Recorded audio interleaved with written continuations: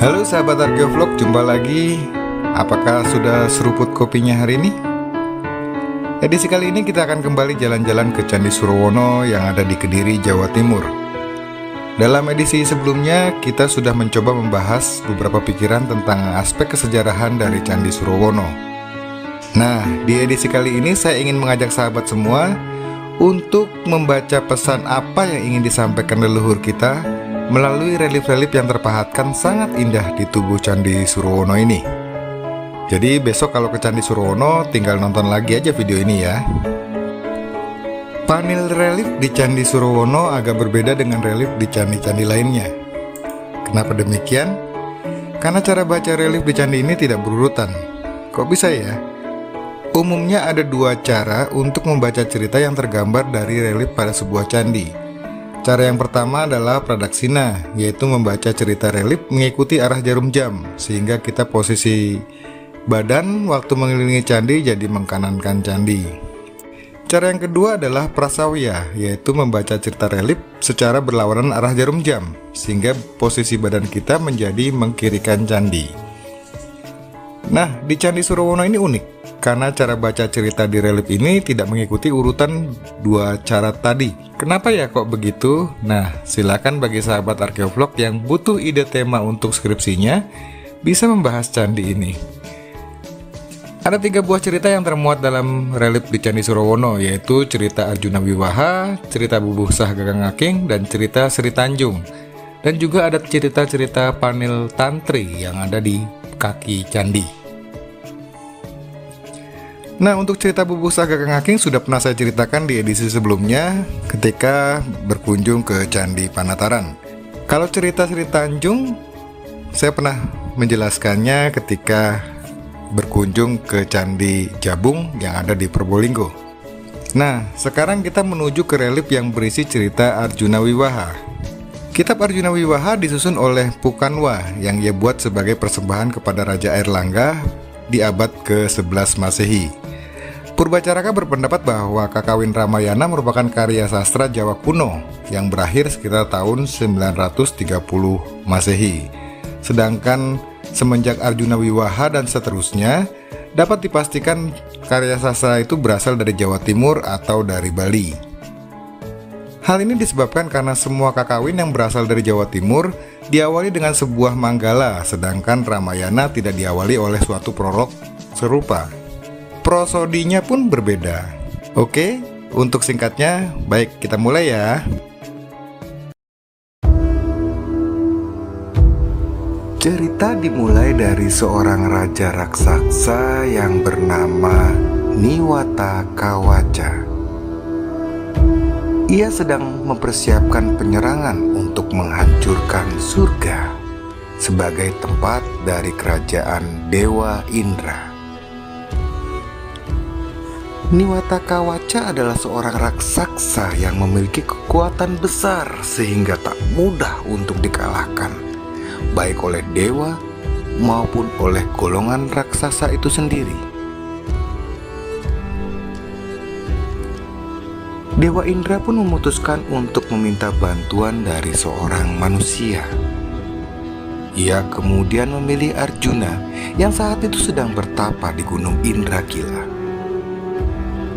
Tetapi sebelum meminta bantuan Arjuna, Dewa Indra ingin menguji ketabahan Arjuna dalam melakukan tapa yoga. 7 orang bidadari yang kecantikannya tiada bandingannya kemudian dikirim untuk menguji Arjuna. Di antara bidadari yang paling cantik itu adalah bidadari yang bernama Supraba dan Tilotama. Dalam perjalanan menuju Gunung Indrakila tempat Arjuna bertapa, Para bidadari itu terlebih dahulu membersihkan diri sambil kemudian berdiskusi bagaimana cara terbaik untuk merayu Arjuna. Sesampainya di gua tempat Arjuna bertapa, mereka melihat Arjuna yang sedang duduk diam, sangat khusyuk dalam bersemedi. Para bidadari itu kemudian memperlihatkan segala kecantikan mereka dan segala cara digunakan untuk menggoda Arjuna.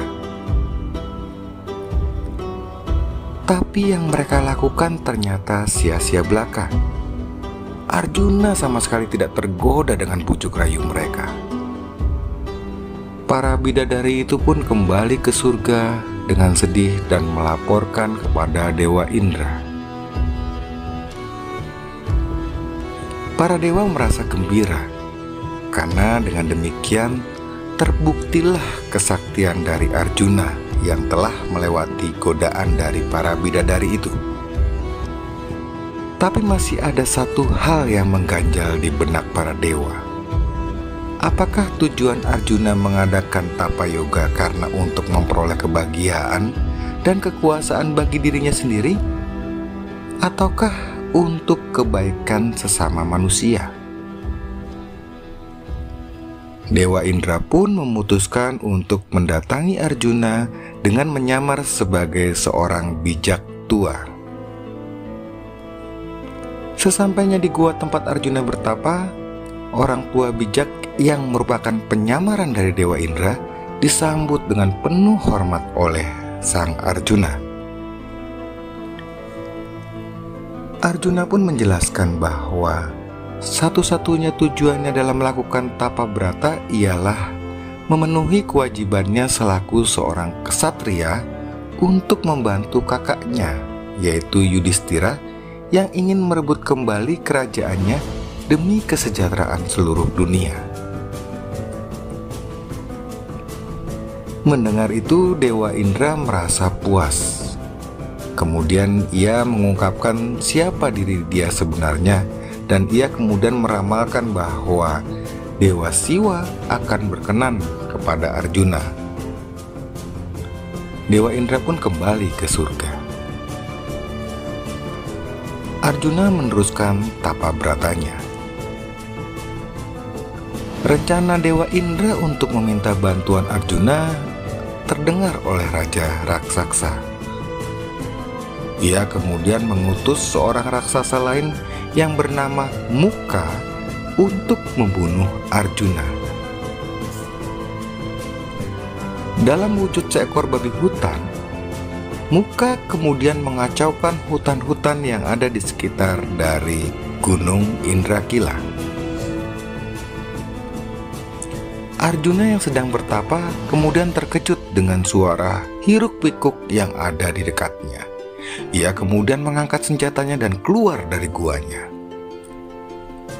Pada saat yang sama, Dewa Siwa yang telah mendengar bagaimana Arjuna melakukan yoga tiba dalam wujud seorang pemburu dari salah satu suku terasing, yaitu orang-orang Kirata. Raksasa Muka yang dalam wujud sebagai babi hutan kemudian dipanah oleh Arjuna. Bersamaan dengan itu, Dewa Siwa pun memanah babi hutan itu. Babi hutan itu pun mati. Kedua anak panah Arjuna dan Dewa Siwa ternyata mengenai sasaran yang sama. Terjadilah perselisihan antara Arjuna dan orang Kirata itu, alias Dewa Siwa yang menyamar. Masing-masing mengklaim bahwa ia yang telah membunuh babi itu. Perselisihan pun memuncak menjadi perdebatan sengit. Panah-panah Siwa yang penuh sakti itu pun semuanya ditanggalkan kekuatannya, dan akhirnya busurnya pun dihancurkan. Mereka lalu mulai berkelahi. Arjuna yang hampir kalah memegang kaki lawannya, tetapi pada saat itu wujud si pemburu lenyap, dan Dewa Siwa kemudian menampakkan diri sebagai wujud aslinya, sebagai Ardanaswara, yaitu perwujudan Dewa Siwa dalam wujud setengah pria, setengah wanita di atas bunga Padma. Arjuna terkejut. Melihat itu Siwa, kemudian Arjuna langsung memujanya dengan suatu pujian yang mengungkapkan pengakuannya terhadap Siwa yang hadir dalam segala sesuatu. Dewa Siwa kemudian menghadiahkan kepada Arjuna sebatang panah yang kesaktiannya tak dapat dikalahkan. Panah itu bernama Pasupati.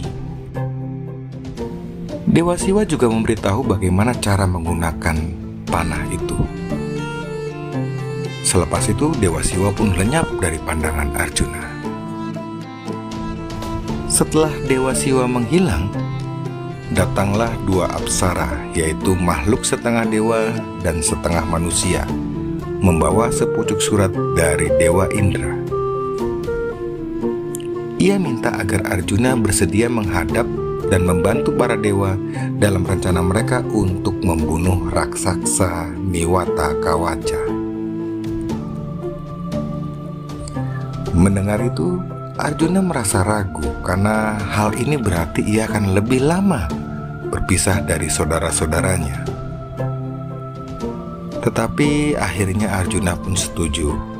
Ia kemudian mengenakan sebuah kemeja ajaib dan sepasang sandal ajaib yang diberikan oleh Apsara, agar Arjuna bisa terbang ke surga ke tempat kediaman Dewa Indra.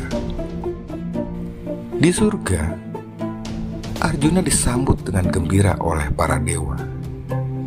Para bidadari pun tergila-gila melihat ketampanan Arjuna. Dewa Indra kemudian menjelaskan kepada Arjuna tentang niat penyerangan raksasa Niwata Kawaca. Dewa Indra mengatakan bahwa Niwata Kawaca hanya dapat ditewaskan oleh seorang manusia. Tetapi terlebih dahulu mereka harus menemukan titik lemah dari kesaktian Niwata Kawaca. Bidadari Supraba kemudian ditugasi untuk mencari tahu rahasia kelemahan dari Niwata Kawaca. Dalam tugas itu, Supraba akan ditemani oleh Arjuna. Arjuna menerima tugas itu dan kemudian mereka menuju ke istana para raksasa. Dalam perjalanan, Arjuna terpikat dengan kecantikan dari Dewa Supraba. Dalam kepolosannya, Dewi Supraba tidak menghiraukan kata-kata manis Arjuna dan berusaha membelokkan percakapan mereka ke hal-hal yang lain. Kemudian mereka sampai ke tempat kediaman si Raja Raksasa pada senja hari. Di sana mereka melihat para raksasa yang sedang melakukan persiapan untuk menyerang surga. Sesampainya di sana, Supraba merasa takut karena membayangkan bagaimana ia akan diperlakukan oleh Niwata Kawaca. Namun ia diberi semangat oleh Arjuna. Arjuna meyakinkan bahwa Supraba pasti akan berhasil bila ia menggunakan segala rayuan seperti yang dilakukannya ketika Arjuna sedang bertapa di dalam gua. Akhirnya Supraba kemudian memberanikan diri dan berjalan menuju ke sebuah balai kristal yang berada di tengah-tengah halaman istana raksasa.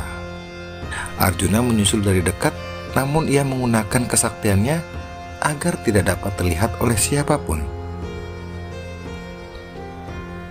Beberapa dayang-dayang yang berada di istana raksasa kemudian melihat Supraba. Mereka adalah dayang-dayang yang dulu diculik oleh Niwata Kawaca dari istana Dewa Indra. Begitu melihat Supraba, para dayang-dayang itu menyambut sambil menanyakan bagaimana keadaan di surga.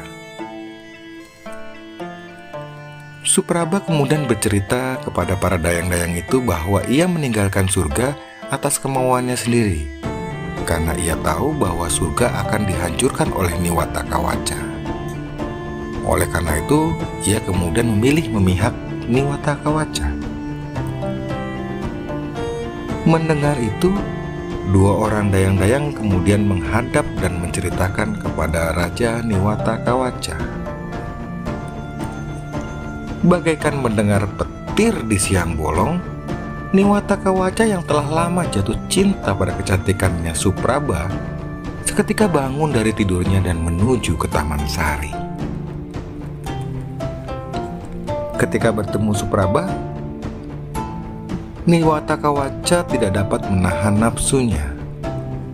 Namun Supraba menolak segala desakan dan rayuan Niwatakawaca yang penuh dengan nafsu birahi, dan memohon agar sang raja bersabar sampai fajar menyingsing. Supraba kemudian merayu Niwatakawaca dengan memuji-muji kekuatan raja raksasa itu yang tidak terkalahkan. Supraba kemudian bertanya tentang tapa macam apa yang mengakibatkan Niwatakawaca dianugerahi kesaktian yang luar biasa oleh Rudra. Niwatakawaca yang terpesona oleh bujuk rayu dari Supraba kemudian membuka rahasianya. Ia mengatakan bahwa ujung lidahnya merupakan tempat kesaktiannya. Arjuna pun mendengar itu. Ia kemudian bergegas meninggalkan tempat persembunyiannya. Di depan istana, Arjuna menghancurkan gapura istana dan menimbulkan bunyi yang sangat keras. Niwatakawaca terkejut karena mendengar bunyi yang dahsyat itu, dan ia kemudian bergegas menuju ke depan istana. Supraba dan Arjuna menggunakan situasi itu untuk melarikan diri dari istana raksasa Niwatakawaca. Tak lama Niwatakawaca sadar bahwa ia telah ditipu oleh Supraba. Niwatakawaca sangat marah. Ia kemudian memerintahkan pasukannya agar segera berangkat menyerang surga saat itu juga. Di surga diliputi suasana gembira karena Arjuna dan Supraba telah pulang dengan selamat. Para dewa kemudian berdiskusi mengenai bagaimana taktik untuk mengalahkan para raksasa itu. Tetapi hanya Indra dan Arjuna yang mengetahui kelemahan dari Niwatakawaca. Tentara para dewa, Apsara dan Gandharwa menuju ke medan pertempuran di lereng selatan pegunungan Himalaya. Mereka mengatur barisan menurut suatu posisi yang dinamakan Makara. Tak lama kemudian, pasukan raksasa datang. Terjadilah pertempuran sengit yang tidak menentu. Niwatakawaca turun berperang dan mencerai-beraikan barisan para dewa, yang dengan rasa malu terpaksa kemudian mundur. Arjuna yang berdiri di belakang barisan tentara para dewa pun ikut mundur, sambil menarik perhatian Niwatakawaca. Arjuna pura-pura mengikuti gerakan tentara dewa yang lari terbirit-birit. Namun diam-diam Arjuna telah mempersiapkan busur panahnya. Ketika Niwatakawaca mengejar Arjuna sambil berteriak-teriak dengan sangat marahnya, Arjuna kemudian menarik busurnya. Anak panahnya pun melesat masuk ke mulut sang Niwatakawaca dan menembus ujung lidahnya. Seketika itu Niwatakawaca jatuh tersungkur dan mati. Melihat itu para raksasa kemudian melarikan diri. Para dewa yang semula melarikan diri kini berbalik menyerang dan kemudian mereka menjadi pemenang. Para dewa yang telah tewas kemudian dihidupkan kembali dengan air amerta dan semua kembali pulang ke surga. Kini Arjuna menerima penghargaan karena telah membantu para dewa. Penghargaan yang diterima oleh Arjuna adalah selama 7 hari di surga atau 7 bulan waktu di bumi, Arjuna akan bersemayam bagaikan seorang raja di atas tahta Indra. Setelah ia dinobatkan sebagai raja selama 7 hari, Arjuna juga akan dinikahkan sampai 7 kali dengan ke-7 bidadari. Bidadari yang pertama ialah Supraba, kemudian Tilotama, lalu selanjutnya adalah 5 bidadari lainnya. Hari berganti hari dan Arjuna mulai merasa gelisah. Ia rindu kepada saudara-saudaranya yang ditinggalkan.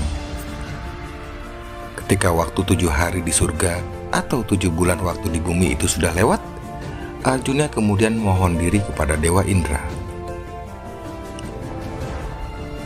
Arjuna kemudian diantar kembali ke bumi dengan sebuah kereta surgawi. Dan para bidadari pun menangis meratapi kepergian Arjuna dari surga.